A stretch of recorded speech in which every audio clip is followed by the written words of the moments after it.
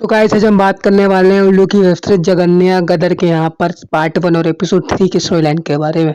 तो कहानी की शुरुआत यहाँ पर उदय भाई से होती है, जहाँ पर वो है ना अपनी दुकान को है ना यहाँ पर गिरवी रखकर 20 लाख रुपए की यहाँ पर कैश पेमेंट लेकर आते हैंगे और अपनी वाइफ से बोलते हैंगे कि जल्द से जल्द ये पैसा है ना मैं ना यहाँ पर अपनी दोनों बेटी में बांट दूंगा। फिर निशा को जो करना है करे और रूपाली को जो करना है करे। रूपाली यहाँ पर अपने इस पैसों से जो भी कुछ करना चाहती है, उसके पति बिजनेस करना चाहता है तो बिजनेस करे, रूपाली को भी जिससे शादी करना है करे और है ना हम लोग चैन से रहें। तो उसकी वाइफ बोलती है कि आप एक बार और विचार कर लीजिए कि आपका ये फैसला सही है नहीं। तो उदय भाई बोलते हैंगे कि नहीं, मैंने फैसला कर लिया हैगा। अब ये पैसा है ना मैं यहाँ पर दोनों बेटी को यहाँ पर इक्वल इक्वल डिवाइड कर दूंगा, जिससे कि है ना यहाँ पर कोई टेंशन रहे ना और पैसों को लेकर दोबारा किचकिचा हो ना। और ये सब बोल के वो दोनों अपने कमरे में चले जाते हैं। वहीं नेक्स्ट डे की शुरुआत होती है। दूध वाला यहाँ पर उदय भाई के घर पर है ना दूध देने के लिए आता हैगा और जैसे ही वो घर के अंदर जाता है तो उदय भाई और उनके पत्नी की यहाँ पर लाश है ना यहाँ पर पड़ी हुई दिखाई देती है। तो वो दूध वाला यहाँ पर पूरे मोहल्ले वालों को चिल्लाकर बुलाता हैगा। वहीं फिर थोड़ी देर में पुलिस भी आ जाती हैगी और पुलिस के आ जाने के बाद छानबीन करते हैंगे। तो यहाँ पर फिर यहाँ पर पूछताछ के लिए यहाँ पर है ना उदय भाई का जो बचपन के दोस्त रहते हैं जगदीश, जो उनकी दुकान में भी काम करते हैं, उन्हें बुलाया जाता हैगा। तो यहाँ पर इंस्पेक्टर साहब पूछते हैंगे जगदीश से कि यहाँ पर उदय भाई का कोई दुश्मन था। तो जगदीश भाई बताते हैं नहीं, कोई भी दुश्मन नहीं था। और जगदीश भाई बताते हैंगे कि उदय भाई और हम पहले से ही एक दूसरे के बहुत अच्छे दोस्त थे। मोहल्ले से ही मैं उनको मतलब बचपन से ही मैं उन्हें जानता हूँ और पहले वो हमारे मोहल्ले में रहते थे, लेकिन बाद में वो यहाँ पर शिफ्ट हो गए और उनकी बगल में ही सुपरमार्केट की दुकान है और मैं उनके यहाँ काम करता हूँगा।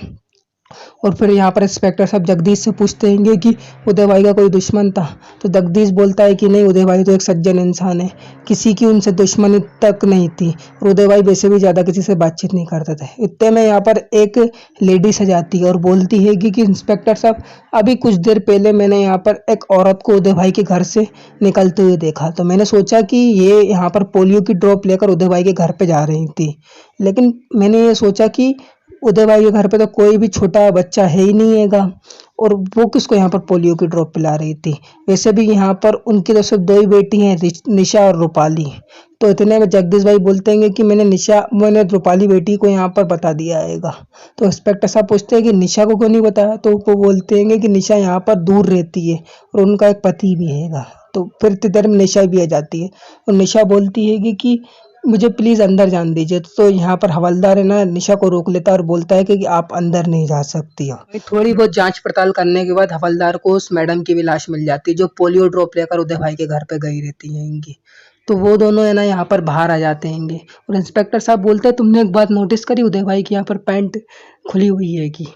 तो जो असिस्टेंट रहता हैगा वो बोलता है मुझे लगता हैगा ना उदय भाई और यहाँ पर इस मैडम के बीच लफड़ा चल लिया हैगा, जभी तो उदय भाई की पैंट गीली है और मतलब पैंट खुली हुई है और उनकी लाश मतलब उनकी है ना यहाँ पर मांग भरी हुई हैगी उन मैडम की। तो वो विक्टिम को बुलाते हैं और बोलते हैं यही मैडम है जो अंदर गई थी। तो विक्टिम बोलता है हाँ। तो है ना यहाँ पर इंस्पेक्टर बोलता हैगा कि तुझे क्या लगता हैगा ये क्या मर्डर किस वजह से हुआ। तो वो बोलता है सर मुझे लगता हैगा ये मर्डर चोरी के उससे हुआ हैगा। तो इंस्पेक्टर बोलता है नहीं, चोरी की वजह से नहीं हुआ है, कुछ और वजह आएगा। अपन एक काम करते हैंगे, इस मैडम के घर चलते हैंगे। और वो क्वार लेकर वो दोनों है ना मैडम के घर की ओर निकल जाते हैं। वहीं असिस्टेंट मैडम के घर के अंदर की तरफ मतलब कॉलोनी में एंटर हो जाता है। वहीं जो इंस्पेक्टर रहता है वो लिट्टी चोखे वाले की दुकान पे आके खड़ा हो जाता है और एक लिट्टी चोखा बोलता है लिट्टी चोखा की थाली दो। थाली खाते खाते वो बोलता है तुम इसे जानते हो। तो वो बोलता है हाँ, ये तो सुष्मिता मैडम है। और वो बोलता है कि वो किस चीज़ का काम करती हैं। तो लिट्टी चोखा वाला बताता है कि सुष्मिता मैडम नर्स का काम करती हैं हॉस्पिटल में, छोटे छोटे बच्चों को पोलियो की ड्रॉप पिलाती हैं इनकी।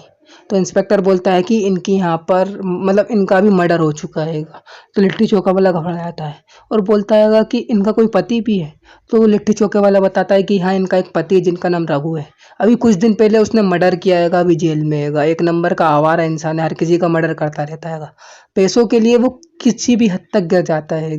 तो असिस्टेंट भी है ना यहाँ पर है ना उसके घर की जांच पड़ताल कर लेता है, लेकिन है ना क्या करें, घर के अंदर घुस नहीं सकता क्योंकि ताला लगा हुआ रहता है। तो वो भाई वहीं से बाहर की तरफ आ जाता है और बोलता है सर आप अकेले अकेले लिट्टी चोखा खाने लगे, हमें पूछा भी नहीं।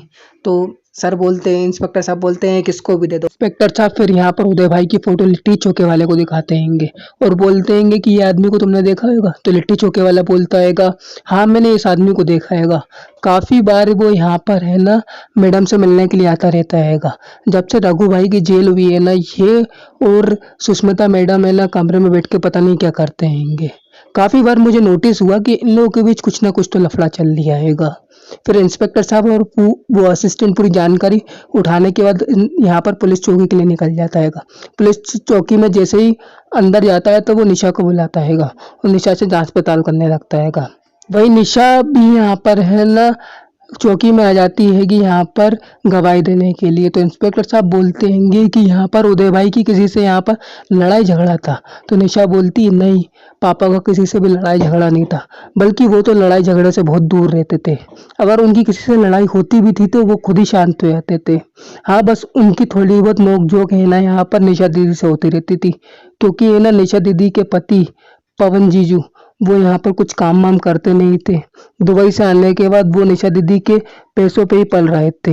निशा दीदी ने काफ़ी बार है ना पापा से पैसे मांगे बिजनेस के लिए, मतलब पवन भाई के पवन जीजू के बिजनेस के लिए। यहाँ पर निशा दीदी ने काफ़ी बार है ना यहाँ पर पापा से पैसे मांगे, लेकिन पापा किसी चीज़ का बहाना बना के इस बात को टाल देते थे। तो निशा दीदी भी बार बार धमकी देती थी कि वो कोर्ट केस कर देंगी और उन्हें उनका हिस्सा चाहिए।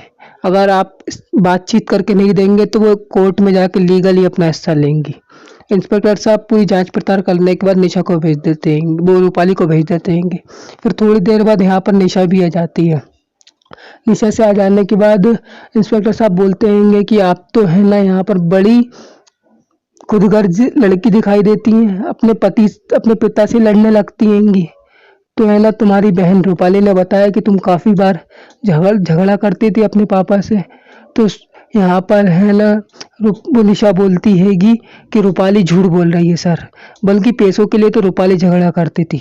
एक दिन क्या हुआ, जब मैं यहाँ पर घर पे गई तो रूपाली और रूपाली का जो बॉयफ्रेंड है वो एक दूसरे के साथ रोमांस कर रहे थे। और जैसे ही मैं गेट के बाहर खड़ी हुई, मैंने गेट की घंटी बजाई तो निशा को आने में 5-10 मिनट लगे। और मैंने पूछा कि ना यहाँ पर मम्मी कहाँ गई है। तो रूपाली बोलती कि वो तो है ना यहाँ पर नानी के घर पे गई है, अब वहीं जाकर मिल लेना। तो रूपाली बोलती हैगी कि मुझे अभी मिलना है। मैं उन्हें फ़ोन कर कर यहाँ पर है ना रूपाली मैं मम्मी को यहीं बुला लेती हूँ। तो एकदम से है ना अंदर से है ना यहाँ पर है ना किसी के फ़ोन बजने की आवाज़ आती है। तो निशा जाती हैगी और देखती हैगी कि कुणाल अंदर ही रहता हैगा।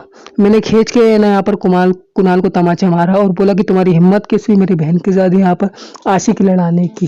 तो कुणाल बोलता हैगा कि मैंने आशिकी नहीं लड़ाई है, तुम्हारी बहन रूपाली ने भी मेरे साथ आशिकी लड़ाई है। ऐसी गवाही देकर निशा यहाँ पर अपनी बात को पलट देती है और बोलती है कि पैसों के लिए तो लड़ाई झगड़ा यहाँ पर रूपाली करती है, क्योंकि उसका चक्कर यहाँ पर कुणाल के साथ चल लिया हैगा।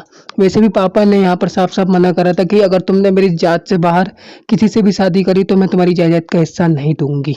तो है ना यहाँ पर जैसे भी तैसे करके वो यहाँ पर अपनी गवाही को पेश कर मतलब एक पॉजिटिव पॉइंट के साथ पेश करती हैगी और अपनी बात कह के यहाँ पर चली जाती।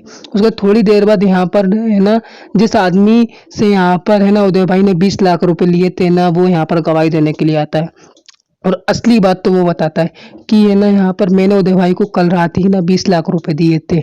वो बोल रहे थे कि मुझे है ना ये पैसा अपनी बेटियों के हिस्से में ना यहाँ पर इक्वली डिवाइड करना हैगा। और वो ये बात बोल के चला जाता हैगा। वहीं असिस्टेंट बोलता है इंस्पेक्टर साहब से, सर सब चीज़ का तो पता चल गया, लेकिन ये 20 लाख रुपए अपन जब इन्वेस्टिगेशन कर रहे थे कमरे मतलब उनके घर में, तो 20 लाख रुपए तो ये मिले नहीं। तो इंस्पेक्टर साहब बोलता हैगा ये बात तो तूने सही बोली हैगी। तो वो असिस्टेंट बोलता है सर इसका पता कैसे लगाएंगे। तो इंस्पेक्टर साहब बोलता हैगा वही अपने तरीके से। तो असिस्टेंट बोलता हैगा सर अपने तरीके से मत लगाओ, आप मुंह से ज़्यादा तो अपने हाथ पांव चलाते हो, और आपकी वजह से वैसे भी 5 बार तो यहाँ पर ट्रांसफ़र हो चुका है और 2 बार मैं सस्पेंड हो गया, मुझे अभी डिपार्टमेंट में ओवरटेक करना आएगा। तो वो बोलता है कि चल रही है कि नहीं चल रही है, नहीं तो मैं तुझे अभी सस्पेंड करा दूंगा। तो वो बोलता है सर मैं चल रहा हूँ। वहीं इसका एपिसोड 3 भी खत्म हुआ था। तो देखते हैं आगे क्या होता है पार्ट 2 में किस तरीके का इंटरेस्टिंग सीन रहते हैंगे। और किस तरीके का ट्विस्ट एंड टर्न्स आता है। आज के लिए बस इतना ही। जिन्हें चैनल नहीं सब्सक्राइब करें चैनल को जरूर सब्सक्राइब करें, वीडियो को शेयर करें और कमेंट करके बताएं वीडियो कैसी लगी। हम इसी तरह वेब सीरीज से रिलेटेड सारी न्यूज़ लाते रहेंगे। मिलते हैं अगली वीडियो में। जय हिंद जय भारत।